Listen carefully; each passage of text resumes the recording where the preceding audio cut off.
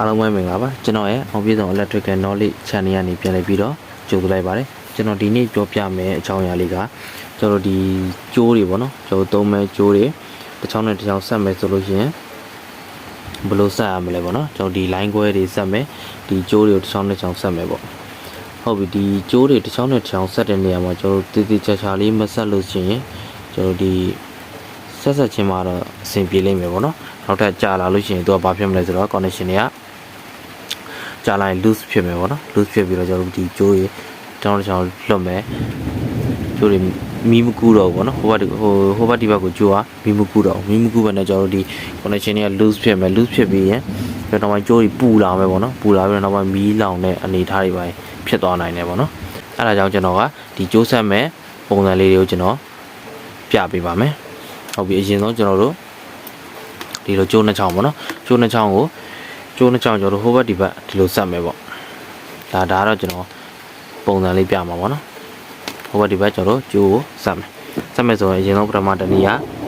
ဟုတ်ပြီအရင်ဆုံးဒီမှာပေါ့နော်အရင်ဆုံးဒီကောင်လေးကိုလဲကိုစမ်းတာကိုယူလိုက်မယ်တစ်ဖက်ညီသွားမယ်နော်တစ်ဖက်ညီသွားရင်တစ်ဖက်ကိုကင်ထားမယ်ဒီဘက်ကနေကျိုးအပြားလေးတိုင်းမယ်ဟုတ်ပြီနော်ဒါဒီဘက်ရရင်အနားကိုခဏလေးထားမယ်ဒီဘက်ကိုဆက်ပြီးတော့ပြန်ကျက်မှာ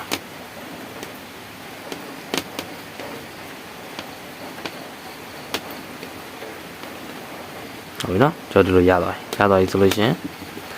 ဒီအနားလေးကိုကျွန်တော် player နဲ့လိုက်ပြီးတော့ကိုက်လိုက်မယ်နော်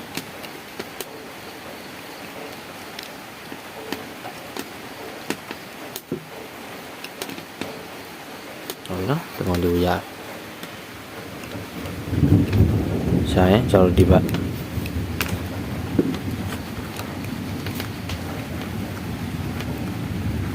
ုတ်ပြီနော်ကျွန်တော်နောက်ဆုံး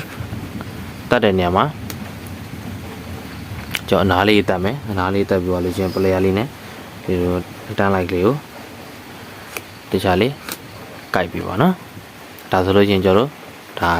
ဟိုဘက်ဒီဘက်ကျိုးဆက်တဲ့တနည်းပေါ့နော်ကျိုးဆက်တဲ့တနည်းရှာပါပြီဟုတ်ပြီကျွန်တော်ဒီနောက်ထပ်ကျိုးဆက်နည်းပေါ့နော်ဒါကတော့ကျွန်တော်ဒါ main ကျိုးပဲထားပါနော် main ကျိုးကိုကျွန်တော်ဒီဘေးကနေဆက်မယ်ပေါ့နော် line ခွဲဆက်နည်းပေါ့နော်ကျွန်တော်ဒီ line ခွဲဆက်နည်းကိုပြောပြပါမယ်အခုပြမယ်ပထမတနည်းဒါကဒီလို main ပေါ့နော်ဒီလို main ကိုကျွန်တော်ဒီဘေးကနေပြီးတော့ဖောက်ပြီးတော့ပဲဆက်မယ်ပေါ့နော်ဟုတ်ပြီကျိုးကိုဒီလိုမျိုးလေးတင်မယ်ပေါ်နေတင်မယ်တင်သွားလို့ရှင်ဒီတိုင်းလေးပဲဒါတော့ဒါရိုးရိုးဆက်တာပေါ့နော်ကျိုးဆက်မယ်ဆိုရင်ကျွန်တော်ဒီဆက်မယ်ကျိုးပေါ့နော်ခွာလို့ရှင်ရှည်လေးခွာပေးပါနော်ရှည်လေးခွာပေးပြီးတော့ဒီချာလေးဆက်ပေးပါဘောနော်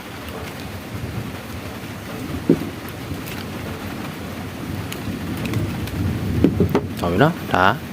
တော့ဒီ line ခွဲဆက်နေပေါ့ဒီကောင်ကဒါမိတ်ဒါဒီဘက်ကိုထွက်မယ် line ခွဲပေါ့နော် line ခွဲဆက်နေပေါ့ဒါပထမတနည်းပါနောက်ပြီးကျွန်တော်ဒီနောက်တနည်းကဒီကျွန်တော်ဒီမှာ main ပေါ့နော် main ကျိုးဒီ main ကျိုးကိုကျွန်တော်မှာ tester လေးနဲ့အရင်ဆုံးဒီလိုအလဲကနေပြီးခွဲလိုက်မယ်ပေါ့နော်အလဲကနေဒါမျိုးလေးခွဲလိုက်မယ်ဒါမျိုးဖြစ်သွားပြီပေါ့နော်ဒီကျိုး9ချောင်းရှိလို့ရှိရင်ကျွန်တော်တစ်ဖက်မှာ4ချောင်းတစ်ဖက်မှာ3ချောင်းဟုတ်ပြီနော်စံနာခွဲလို့ရှိရင်တစ်ဖက်4ချောင်းတစ်ဖက်3ချောင်းဖြစ်သွားမယ်အဲ့လိုပုံစံလေးဖြစ်သွားမယ်ဟုတ်ပြီဆက်မဲ့ကျိုးကကျွန်တော်ဒီဘက်ကိုလာထည့်ဟုတ်ပြီနော်ထည့်လိုက်မယ်နော်ထည့်ပြီးဒီကောညီယူမယ်ညီပြီးသွားရင်ဒီဟာနေတာကိုပြန်ဖိမယ်ဖိပြီးသွားရင်ကျိုးတခြားလေးဒီလေးပြမယ်ဒါပြီးရင်ဒီလေးပဲလိမ်လိုက်မယ်နော်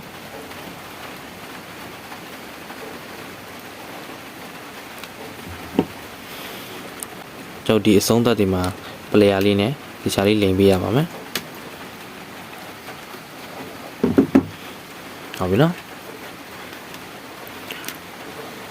ဒီပုံစံကျွန်တော်ဒီ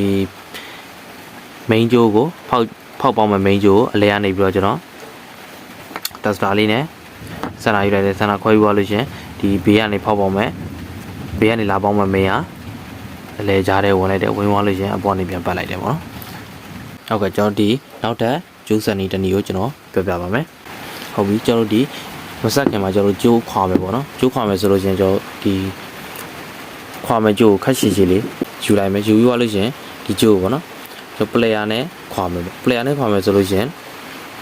တော့ဒီလက်မလေးနဲ့ဒီလိုလေးခွာပြီးတော့တွန်းမယ်ပေါ့နော်တွန်းမယ်ဆိုလို့ရှင်ဘလို့ဒီတန်သားကိုကျွန်တော်လက်မနဲ့မတွန်းဘူးပေါ့ဒီကျိုးတွေပါတွေခွာမယ်ဆိုလို့ရှင်ကျိုးကင်မယ်ဆိုလို့ရှင်မီးရှိနေတဲ့ပုံစံမျိုးနဲ့ကျွန်တော်တို့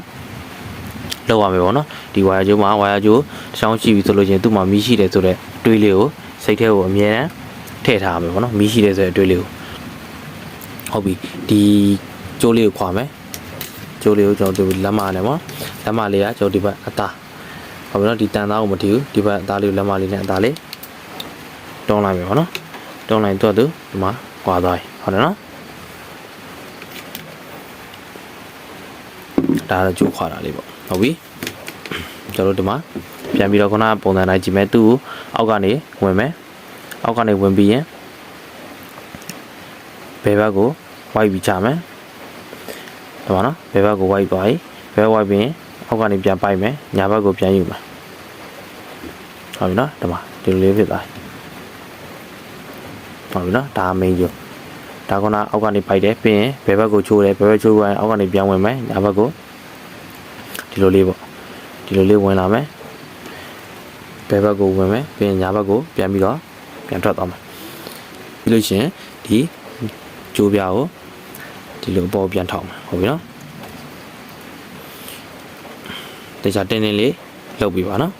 ဒီပြန်ထောင်ယူရလို့ရှိရင်ဒီလိုလေးပြန်ပတ်လိုက်ရင်ရပြီပါနော်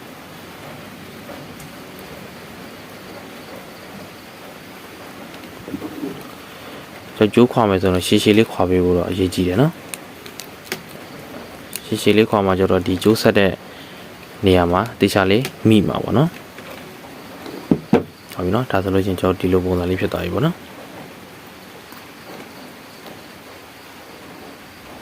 ဟုတ်ပြီကျွန်တော်နောက်ထပ်တနည်းကိုဆက်ပြီးတော့ပြောပြပါမယ်ဟုတ်ပြီကျွန်တော်တို့ဒီနောက်ထပ်တနည်းကကြတော့ဒီဆက်မကျိုးပေါ့နော်ဒီဆက်မကျိုးကျွန်တော်ယူလိုက်မယ်ပေါ့ခွာပြီးယူလိုက်မယ်တစ်ဖက်မှာ၄ချောင်းတစ်ဖက်မှာ၃ချောင်းဟုတ်ပြီနော်ဆိုတော့ဒီဒါက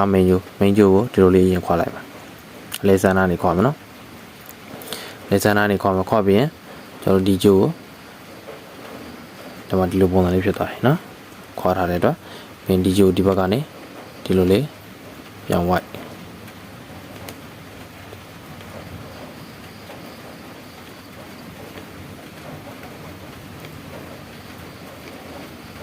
ဟုတ်ပြီနော်တော့တစ်ဖက်ဝိုက်ပြီးပြီနောက်တစ်ဖက်ကိုထပ်ဝိုက်မယ်ဒီကောင်ဒီလိုဘယ်ဘက်ကိုပြန်ဝိုက်တယ်ဒါကြတော့ဒီလိုညာဘက်ကိုပြန်ပြီးတော့ရစ်မယ်ပေါ့နော်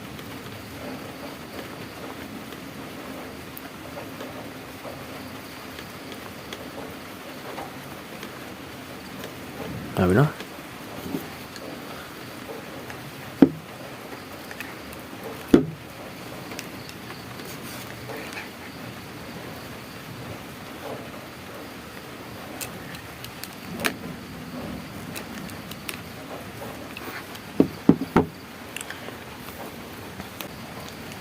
ဟုတ်ပြီကျွန်တော်ဒီနောက်ထပ်ကျိုးအကြီးပေါ့နော်ကျိုးကြီးစက်နေကိုတစ်ချက်ကျွန်တော်ပြောပြပါမယ်ဟုတ်ပြီကျွန်တော်ဒီနောက်ထပ်ကျိုးစက်နေပေါ့နော်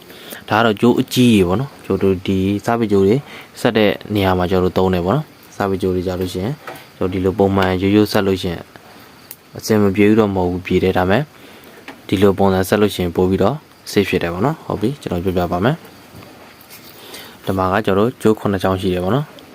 အဲကျိုး9ချောင်းကိုအရှင်းဆုံးဒီလိုလေးခွဲချလိုက်မယ်နော်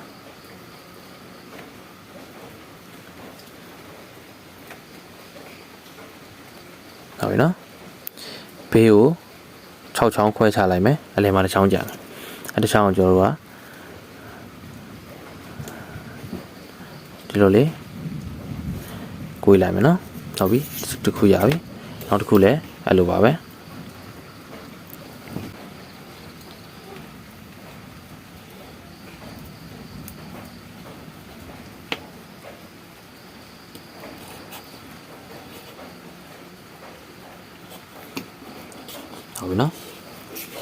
ကျွန်တော်ရယူရှားလို့ချင်းကျွန်တော်ခုနကမှကွေးထားတဲ့အထဲကိုဒီတစ်ချောင်းနဲ့တစ်ချောင်းကိုထည့်လိုက်မယ်ပေါ့ဟုတ်ပြီနော်ဒါမျိုးလေးကျွန်တော်ဖြစ်သွားပြီချိတ်လိုက်ပြီပေါ့နော်အလယ်မှာတစ်ချောင်းနဲ့ကျွန်တော်ချိတ်လိုက်ပြီဟုတ်ပြီချိတ်ပြီးရင်တခြားလေးလုပ်လိုက်ဟုတ်ပြီနော်ပြီးရင်ကျွန်တော်ဒီလိုကြားလေးတွေကိုလိုက်ပြီးတော့ထည့်မယ်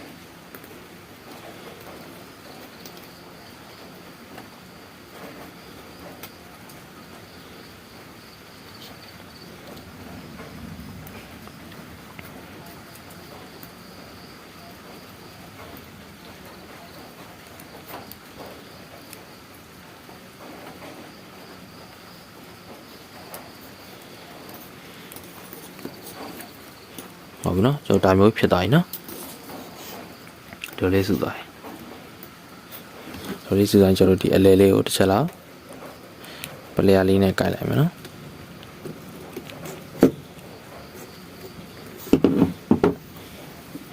ဟုတ်ပြီကျွန်တော်စုသွားပြီပေါ့စုသွားရင်ကျွန်တော်ဒီအလဲဆန်နာကနေလက်မလေးနဲ့ဖိပြောလို့ရှင်ဒီမှာတစ်ချောင်းချင်းစီကိုချောင်းချင်းစီကျွန်တော်ဒီလိုပတ်မယ်နော်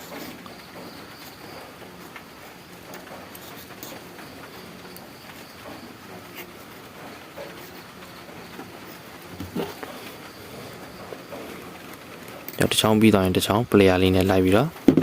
အနားတက်ပေးရမယ်နော်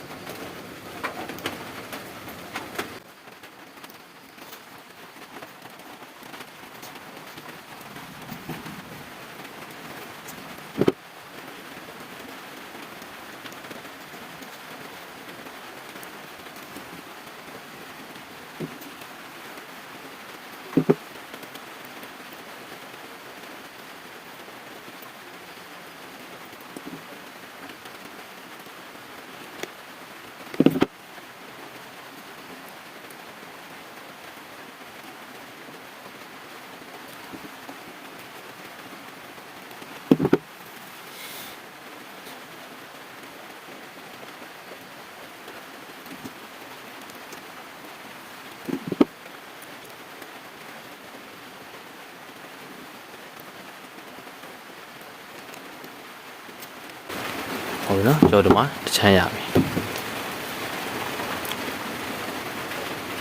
ဟုတ်ပြီနော်ဒီမှာပါဟုတ်ပြီနောက်ထပ်ဒီဘက်တစ်ချမ်းကိုစပ်ပြီးတော့လိမ့်မယ်နော်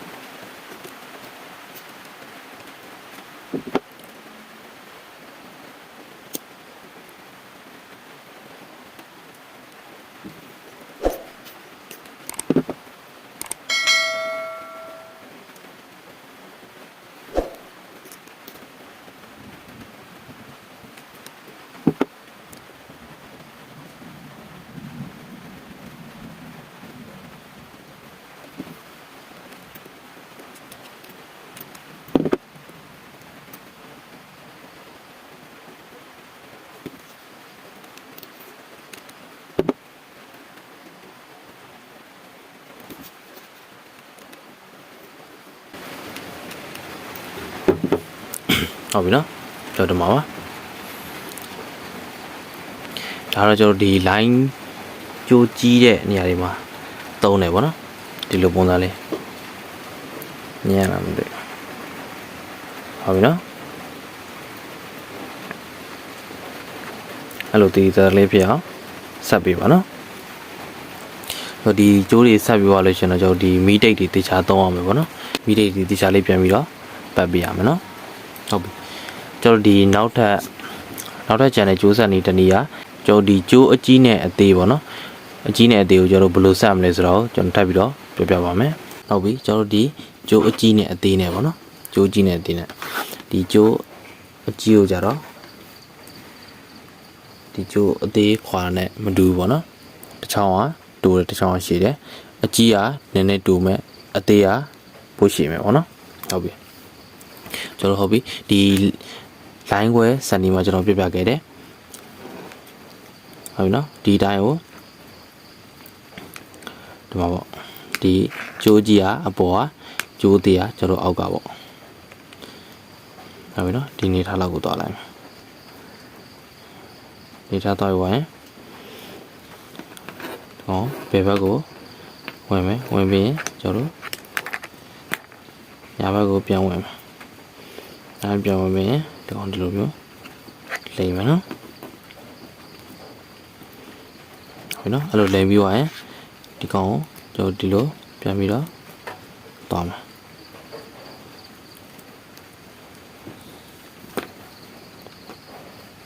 ဟုတ်နော်ကျွန်တော်အတရားကျွန်တော်ဒီလိုလိမ့်လိုက်မယ်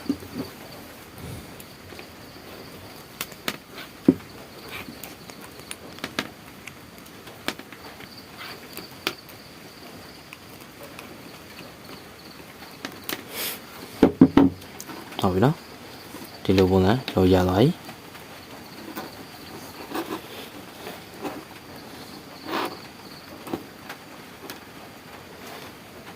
ဟုတ်ပြီနော်ဒီပုံစံရရင်ကျွန်တော်တို့မှာရှောင်းညင်းနေရော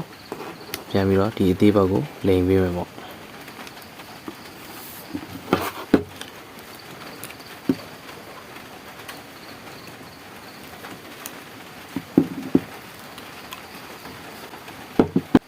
ကျွန်တော်ဒီမှာတစ်ချောင်းကိုလိမ်ပြီးသွားပြီပေါ့တစ်ချောင်းလိမ်ပြီးသွားလို့ရှိရင်ဒီမှာကျန်တဲ့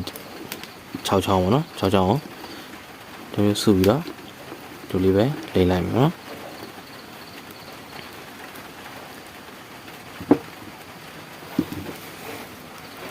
ဒီအသေးဘက်ကိုသူကလိမ်မှာနော်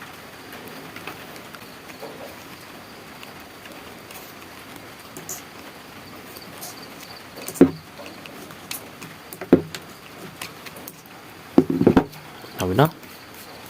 ဒါဆိုရင်ကျွန်တော်ဒီဘက်မှာလည်းတောင်းသွားပြီကျွန်တော်ဒီဘက်မှာလည်းတောင်းသွားပြီဟုတ်ပြီနော်